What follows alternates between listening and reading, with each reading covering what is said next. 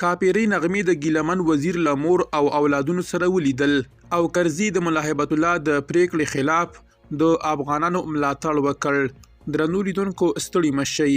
د ملي شهید ګیلمن وزیر اورور تاج نعیم پښتون د دغو انځورونو د خپرولو ترڅنګ لیکلي پښتنې سندرغاړې میرمن ښاپیرۍ نغمې د ګیلمن وزیر مور، زوی او د کورنۍ نورو غړو سره لیدلي دي. نوموړي له میرمن نغمې څخه مننه کړې چې په سختو شرایطو کې یې د دوی کورنۍ ته ډاډ ورکړی دی. د لوی کور افغانستان هنرمند نغمې دا لیدنه زموږ لپاره لوی ویاړ دی. دا انځورونه د ټاټوبي د یووالي او مینې نښه ده. میرمن نغمې د ګیلمن وزیر تر شهادت وروسته د هغه د یتیمانو پاللو لپاره مرسته هم ټوله کړه. خو دا چې په دې لیدنه کې یې د ګیلمن کورنۍ ته سپارلي او کنه تر اوسه څه نه دي ویل شوي.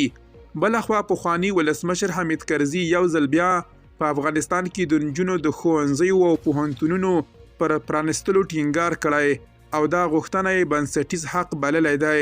نوموړي پر خپل ایکس پاڼې لیکلي د هیواد د ښوونځیو او پوهنتونونو د پرانستلو لپاره د نجونو غږ منم. دا غوښتنه یو بنسټیز حق بولم او ټینګار کوم چې د نجونو له زده کړو څخه پرته افغانستان هیڅ کله یو روښانه راتلونکی نشي درلودلی.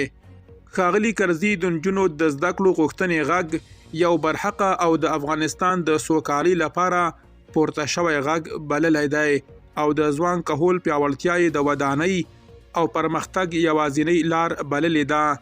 پخوانی ولسمشر یادې څرګندونې په داسې مهال کې کوي چې اسلامي امارت 2 کاله وړاندې په همدې میاشت کې ښځینه پوهنتونونه وتړل او په نادولتي ټولنو کې یې د ښځو پر کار بندیز ولګاوه. درنو لیدونکو له مالتیا مو مننه.